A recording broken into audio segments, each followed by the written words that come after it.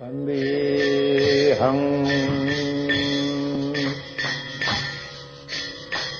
Sri Guru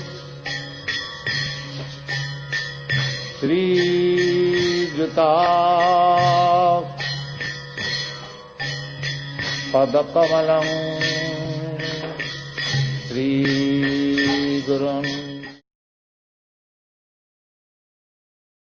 Hare Krishna, Mancha Kapa Turubhyashta Kripa Sindhuveva Cha Patitanam Pavanebha Vaishnaveva Namo Namaha Om Agyana Timaranda Sagyananchana Shalakaya Chakshushan Militang Jena Tasmai Sri Gurave Namaha Namo Om Vishnu Padaya Krishna Prasthaya Bhutale Srimati Bhaktivedanta Swami Iti Namane Namaste Saraswati Devi Gaudavani Pracharine Nirvishesha Shanvari Pashtatta Deshatarane. Hare Krishna. Welcome back to the Bhakti Shastri course.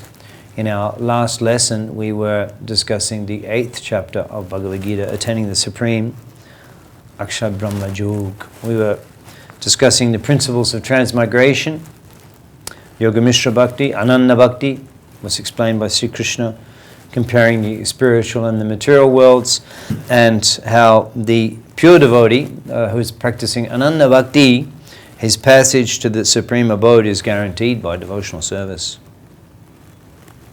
In this lesson, we'll be examining verses 1 to 12 of the 9th chapter, Raja Vidya Raja Guhya Yoga. Prabhupada's commenting in the purport to text 1, Lord Krishna, in order to encourage Arjuna to higher and higher elevation in his potent service, describes in this 9th chapter matters more confidential than any he has already disclosed. So let's examine how this is more confidential knowledge. In chapter 7, Krishna was explaining how to fix his mind, how one can fix the mind, Maya Shaktamana, fixing the mind on Krishna, how Krishna is the source of everything.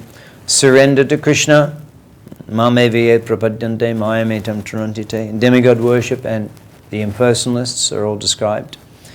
The demigod worshippers are described as alpa medha, and the impersonalists are described as abudhaya, unintelligent.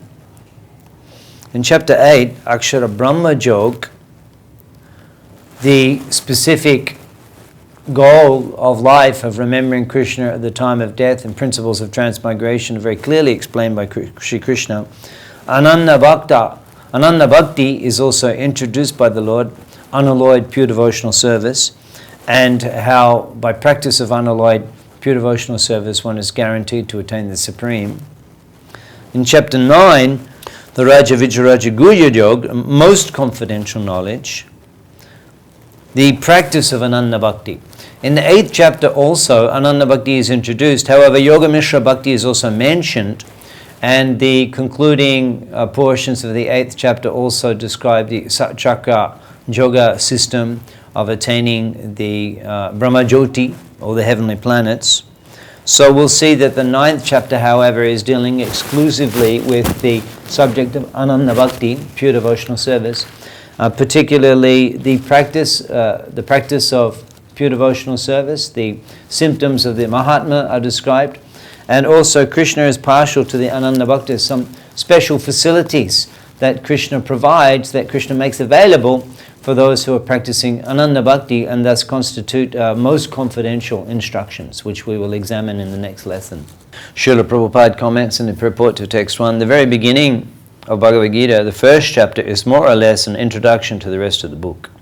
And the 2nd and 3rd chapters, the spiritual knowledge described is called confidential. Topics discussed in the 7th and 8th chapters are specifically related to devotional service, and because they bring enlightenment in Krishna consciousness, they're called more confidential.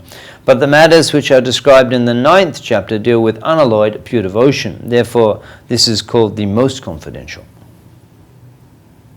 Let us take a look at text number 2, a very important verse, often quoted by His Divine Grace, Srila Prabhupada. Raja Vidya Raja Guhyam Pavitram Idam Uttamam Pratyaksha Vagamam Dharmyam Shushukam Kartam Abhyayam. This knowledge is the king of education, the most secret of all secrets. It is the purest knowledge, and because it gives direct perception of the self by realization, it is the perfection of religion. It is everlasting, and it is joyfully performed. Prabhupada is, in his lengthy purport, he is examining the different components of this verse. Raja Vijaya Raja Guyam.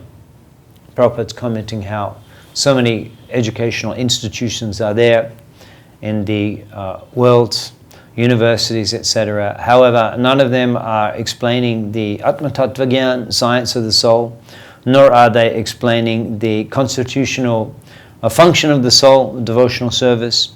However, in Bhagavad Gita, Krishna is explaining the eternal nature of the soul and constitutional position of the soul, Krishna's eternal servant, and therefore this constitutes the king of education and the most confidential knowledge. Pavitram Uttamam. Pavitra is purification, and Uttam means the purest knowledge. In the purport, Srila Prabhupada quotes from the Padma Purana, which is also quoted by Srila Rupa Goswami Prabhupada in his Bhakti Rasamrita Sindhu on the topic of Kleshagni, how practice of devotional service immediately destroys material misery. And he's examining the fact that miseries are a result of sinful activity, and how by practice of devotional service all types of sinful reactions are removed. Aparabdha palam papam kutam bijam palanmakam kramanaiva praliyate Vishnu bhakti ratatmanam. By the practice of Vishnu bhakti, kramanaiva, gradually or phase by phase, praliyate is complete destruction of the aparabdha and parabdha palam, the sinful reactions that we may be experiencing in relation to previous sins. That's called parabdha karma.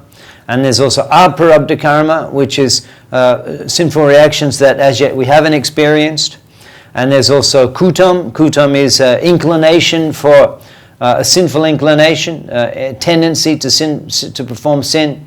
Kutam bijam is a seed, a specific desire for a sinful activity. Kutam bijam palanmukam.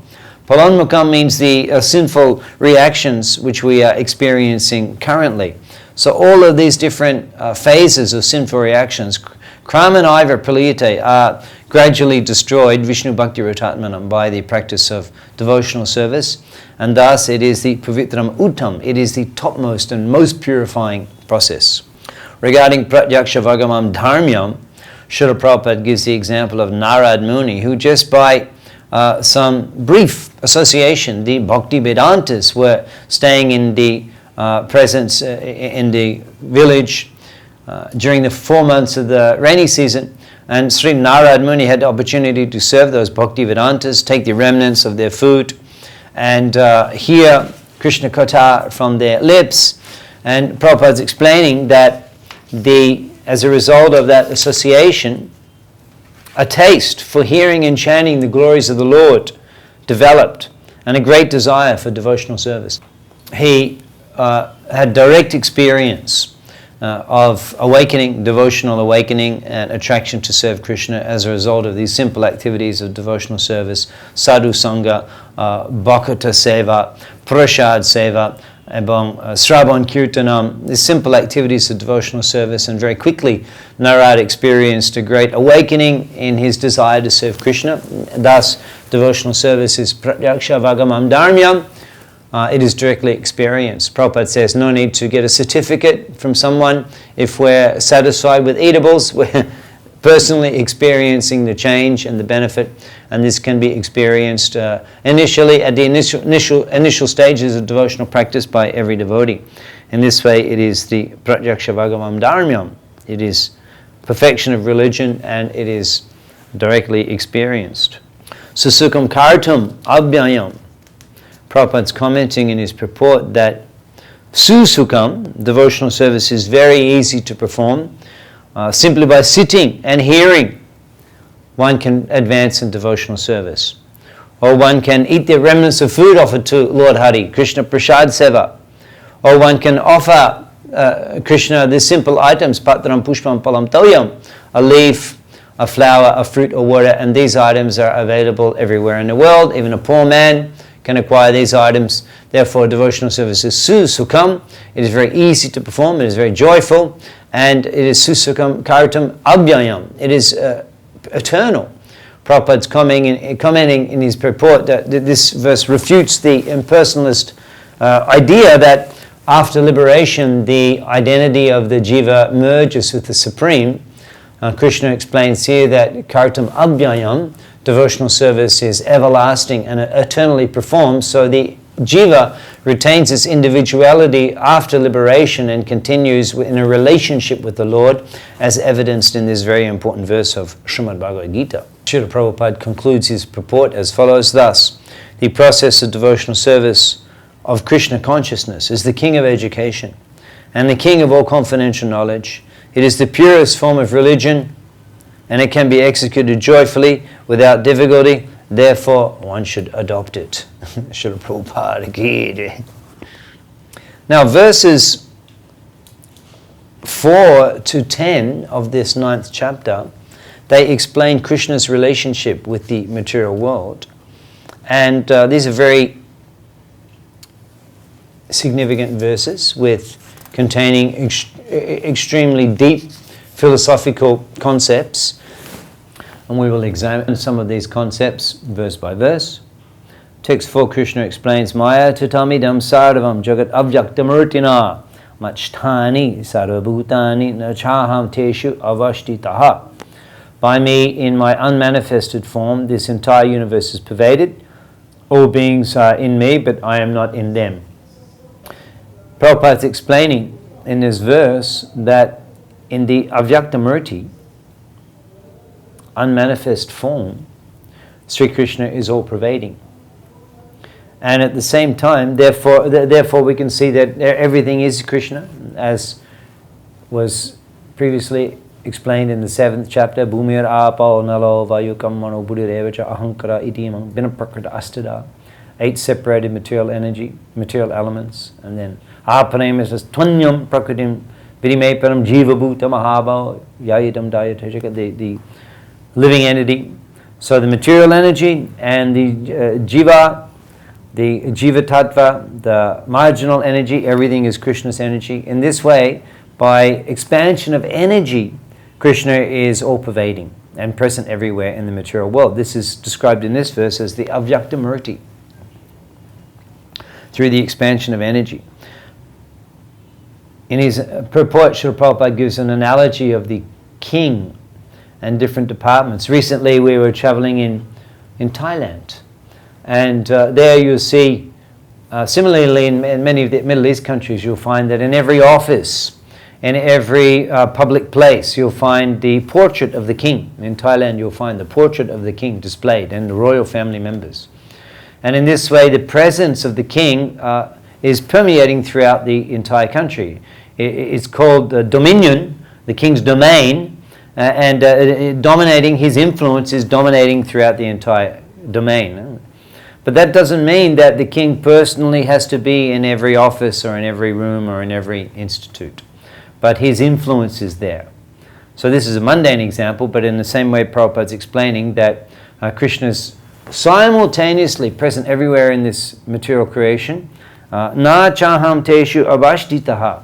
But he is not contained, he is not captured, he is not restricted within the material energy. Na chaham teshu abashtitaha means he's not in the material energy, he's not a product of the material energy. He's separate, he's aloof from the material energy. In text 5 to 8, Krishna is further explaining. Text 5, Krishna explains, Pasham me jogam aishwaryam. Just behold my mystic opulence. Jogam aishwaryam, my mystic power. That he is completely in control of everything in this material world. There's not a minute fraction of functioning or activity going on in this material world which is not under the control of Krishna. And however, he's explaining at the end of text 4 that na chaham teshu avashtitaha. I am not situated in the material energy. So this extreme detachment can only be possible by immense power. Just like Krishna in the next verse, text number 6, he gives an analogy. Understand that as the mighty wind blowing everywhere rests always in the sky, all created beings rest on me. So the wind also has its own potency, and it's blowing here and there, seemingly very powerful. but that wind, it cannot go beyond the jurisdiction of the sky. In the same way, the material energy is functioning, but that is completely under the control of Sri Krishna. In text number 9, Krishna goes on to explain that even though he's ultimately and infinitely and minutely controlling everything in this world, he's completely detached from the creation and from this activity. Na chamam tani karmani nivadanti dhananjaya udasina vadasina shaktam teshu karmashu. O Dhananjaya, all this work cannot bind me. Na chamam tani karmadni nibadanti dhananjaya. Ashaktam teshu karmashu. I am completely detached from all of this. This is yogam aishvaryam, extreme potency, extreme opulence, extreme power. Even the greatest industrialist or business magnate, yes, he can delegate so many aspects of his industrial development and his business to various employees, but it's not that he's completely detached. He's very much attached, and also there are some things that he has to personally do. However, here Krishna is completely ashaktuteshu karmashu, not involved in any of this immense creation. It's extreme opulence. We don't hear in the descriptions of Krishna's pastimes when he's enjoying with the cowherd boys on the bank of the Jamuna. We never hear instances of Krishna exclaiming, "Oh, guys, just hang on. Something going on in the material world. Just give me a few minutes on this. Some crisis I have to attend to. I'll be back shortly." He doesn't even have the Bhav as being the supreme controller. He's Nanda Dulal, Jashoda Nandan, Bangshidhari, completely absorbed in intimate pastimes and joyful pastimes with his devotees constantly. Nitya Lila, Radha Krishna Nitya Lila. How is this possible? That being completely in control of every minute fraction of the material creation is under his control, and he's completely detached from that. That is immense, inconceivable potency that the Supreme Lord has. Udasina Vadasinam. He's Udasin, neutral, Vadasinam, situated as neutral, as though neutral. Prabhupada gives an analogy in the purport like High Court judge. So the criminal, he may be sitting in the jail bitterly lamenting, "Oh, it's because of the words, because of the decision of that High Court judge that I'm sitting here. He said 10 years in the jail. Because of that, I'm here." But this is a foolish understanding to consider. It's not because of the words of the judge that the criminal is spending 10 years in the jail. It's because of his criminal activity. And the judge is not accountable at the end of his life for sending so many people to jail or sending people to the gallows. The judge is simply determining the appropriate justice, the implementation of what is just in this case, and he's representing the government, the legislative authority, the Justice Department. He is authorized to represent and judge what's appropriate, and in this, he's personally not responsible for the judgments that he makes. He's very much aloof from that. So in the same way, so many activities going on in the material world, and Krishna cannot be held accountable for that. I remember many years ago when there was a major tsunami in Asia. Thailand was affected, also South India was affected. That was around about year 2000. And I remember in the newspaper, after that tsunami, there was a headline in one newspaper, I think it was a European newspaper, the headline was, "Where is God now?" Where is God now?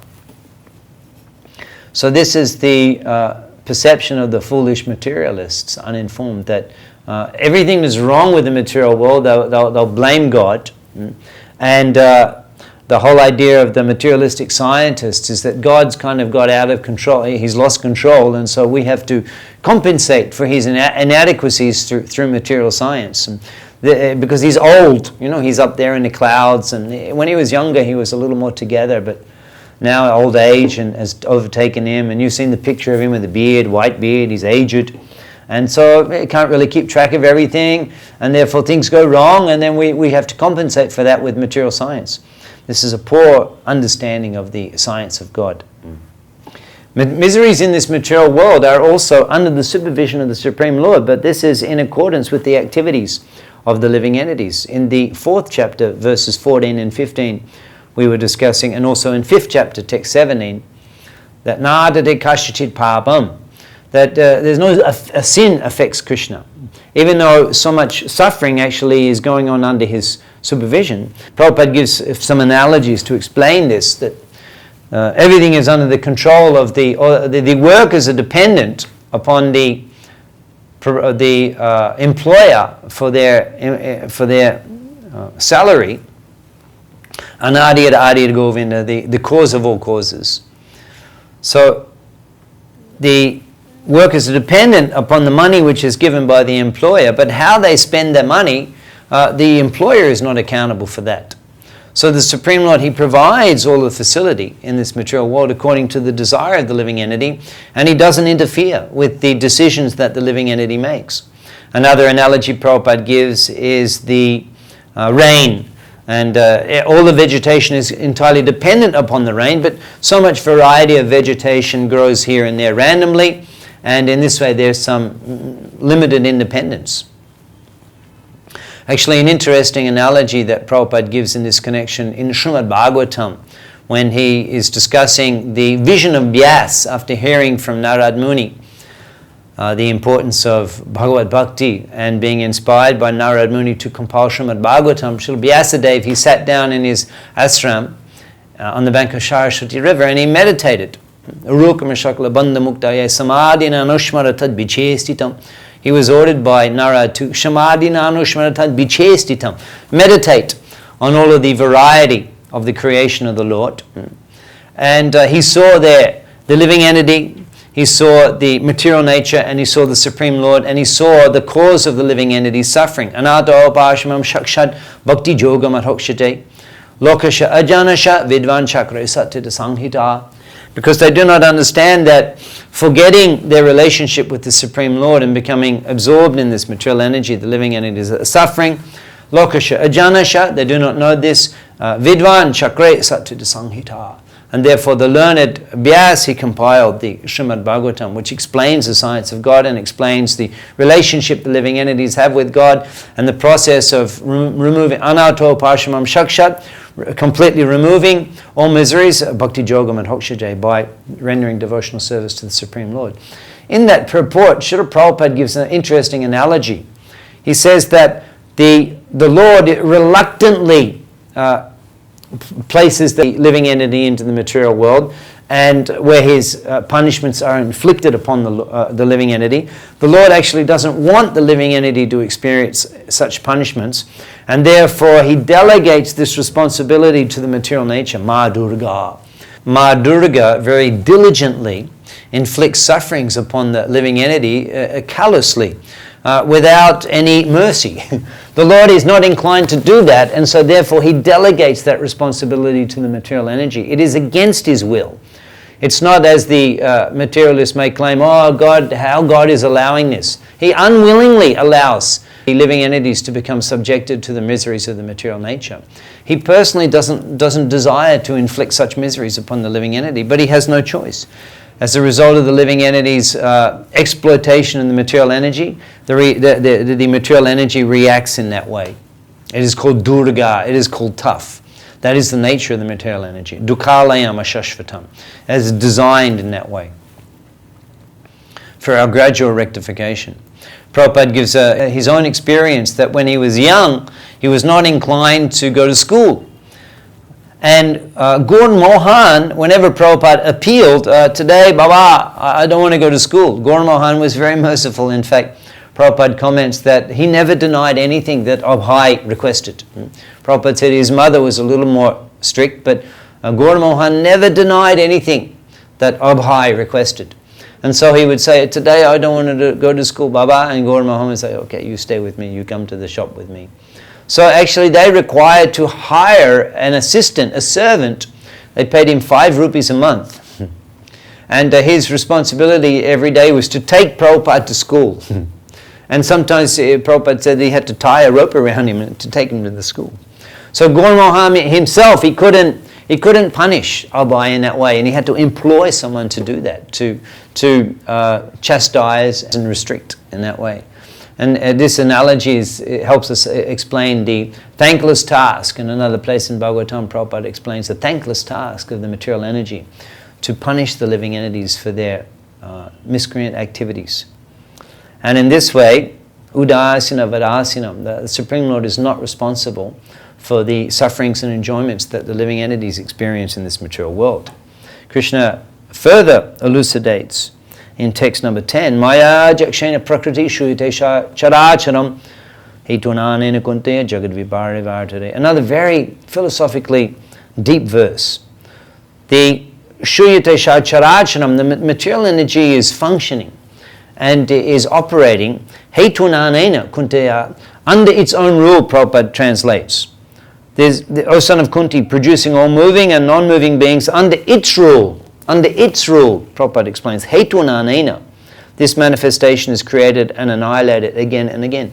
So, as a result of glancing over the material energy, Maya ajakshena, by glancing over the material energy, Maya ajakshena, Prakriti hetunanena, the Prakriti has its own dominion, its own authority, its own control, and it functions accordingly. And that is because it is under the supervision of the Supreme Personality of Godhead. Now the analogy that Krishna is giving here, that ajakshena, is also very significant because it's indicating that he is not personally contacting the material energy and being affected. As we heard in the previous verses, that ashaktam teshu karmashu, I'm completely detached. And in text number 4, Krishna explains that na chaham teshu avashtita, he's not present in the material energy. Well, how is it that being not present, he can control everything? Here Krishna is explaining, by glancing over the material energy, simply his will, by his ichcha shakti, his glance, everything is functioning. Srishti, Sthiti, Pralaya, Sadhana, Chakti, Eka, Chaya, Vajasya, Bhuvanadi, Vibhati, Durga, Ichchana Rupam. Just like the Lord desires and the material energies like a shadow, just by him functioning, do we come home at the end of the day and say, oh, I'm so exhausted, I've been casting a shadow all day. Whew. It doesn't take any energy to cast a shadow. Chayeva Yasha, and this material world is functioning just like his shadow. So it's not independent of the Lord. Just like the shadow, a shadow is not independent of us, it's completely dependent upon the person casting the shadow, completely under their control, but it doesn't take any energy to cast a shadow. Chayeva Yasha, just like a shadow. Bhuvanani Vibhati Durga. Ichchana Rupan Api Yasha Chacheshta Chesha. The material energy is functioning simply under his desire. And here in Gita, Krishna is explaining in vivid detail how that's possible. By his glance. Prabhupada in the purport explains that through the glance, Shambhu, he injects the living entities into the material nature, but he personally doesn't contact that material energy. Another analogy that Prabhupada gives is like the smelling of flour. That's also a very wonderful analogy, because we can smell the flower and we can become completely conversant in the quality of the flower, the fragrance of the flower, what type of flower that is, rose, champa, kunda, and we don't even have to touch the flower, just by smelling the flower. So the Lord, he is, as the super soul, he's completely aware of the desires of the living entity, and he, through the material energy that's which is under his supervision, the living entity's desires are facilitated according to one's karma. One enjoys happiness and distress in this material world, and that whole functioning program is going on under the supervision of the Supreme Lord without him being personally entangled or involved in any way, completely detached. This is the Yogam Aishwaryam, the extraordinary mystic potency of the Supreme Lord, and his relationship with the material energy and the living entity is very wonderfully explained in these very important verses of Srimad Bhagavad Gita. Now Krishna goes on to explain that this is inconceivable for the mudha, for the unintelligent person. Avajananti, fools deride me. Avajananti mam mudha, the foolish people, deride me. Avajananti mammudha manushim tanamashritam. They deride me when I descend in the human form. Avajanati, they do not know my Avajanati, they do not know my transcendental nature. Parambhavam ajanato, parambhavam. How it's possible that I function in this way. Parambhav, my superior nature. Ajanato, they are not aware of. Mama Bhuta Maheshwaram, how I am the Supreme Lord of all that be. And at the same time, Manushim Tanamashritam, I accepted a human form. Fools deride me when I descend in the human form. They do not know my transcendental nature of the Supreme Lord of all that be. Prabhupada's explaining in his purport to this verse, from the other explanations of the previous verses in this chapter, it is clear that the Supreme Personality of Godhead, although appearing like a human being, is not a common man. Material bodies cannot perform the wonderful acts prescribed in the previous verses. His body here is called Manushim because he is acting just like a man, a friend of Arjuna's, a politician involved in the battle of Kurukshetra. In so many ways, he is acting just like an ordinary man. They cannot imagine that form like that of a human being can simultaneously control the infinite and the minute. Actually, although he is controlling the infinite and the minute, he is apart from the manifestation. It's clearly stated, according to his Yogam Aishwaryam, his inconceivable transcendental energy, that he can control the infinite and the finite simultaneously, and that he can remain aloof from them. So this is difficult for the avajananti, the foolish, to understand. And therefore, we can see many, even major religions have this misconception. And they don't like the deity. They don't like the concept that God is in a human form. They think that that restricts God, but God is beyond a human form. And therefore they undermine the importance of the deity worship. Many major religions in the world have this concept. That God cannot be contained within the marble, within the metal. That something to be able to create and be able to sustain everything is more than just a person. It's supreme energy. Yes, supreme energy is required, but avajananti, they do not parambhavam ajanato. They do not understand that his mystic potency is such that he enjoys the form of a personality, and at the same time his energy is supreme. Same concept can be seen in the first verse of invocation verse of the Ishopanishad, Om Purnam, that supreme is complete. So therefore, sensual experience also has to be contained within the supreme. One time I was in Bangladesh, Dhaka, at a university. I was invited at the Vishwa Dharma course, the World Religions course. And I was presenting, and we bought samosa from the temple, and they were hot, and we distributed. We were discussing to the students, Goram Shingara Kamon Legeche, they were Bengali. We were asking them, how do you like the hot samosas? Dharun. They enjoyed those samosas. And I said that, so you're able to distinguish between a high quality samosa and a medium quality samosa? We can distinguish. I said, do you think God can distinguish between a high quality samosa and a medium quality samosa? At that time, I could see a few fuses were blowing in their minds. These students were predominantly from another religious another religion, and which doesn't entertain the idea that God has a form. And I asked them, you think God can discriminate between a high quality samosa and a medium quality? What's the answer? Of course he has to do that. So he can taste, he can see, he can hear, he can feel, he can have relationship, he can have love, he can have everything that we have. How is it possible that we can experience these things in this world and God cannot experience them? Om Purnam, he has to have personality. So in this way we can understand the Parambhavam Ajanato. They do not understand his Parambhavam. He is a supreme person, and at the same time his manifest energies are controlling everything, as Prabhupada explains, infinitely and finitely within this material world.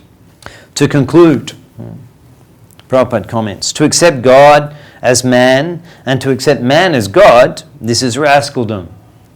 We can understand who is an intelligent man and who is a rascal by this criteria. Krishna is canvassing, surrender unto me, but the mudhas, they will not accept it. Avajananti mamudo. Why shall I accept Krishna? I've got my own God, I manufacture God.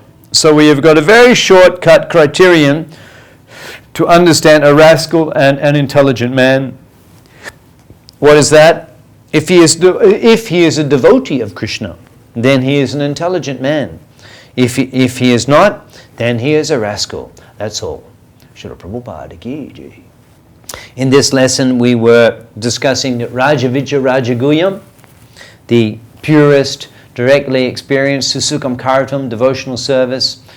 Krishna is glorifying the elevated nature of devotional service, and we were discussing the amazing relationship that Krishna has with the material energy, how he is with the material world, how through his expansion of energy he is controlling everything in minute detail, and simultaneously nateshu avashtitaha, he is completely detached from and transcendental to the material creation. Hare Krishna.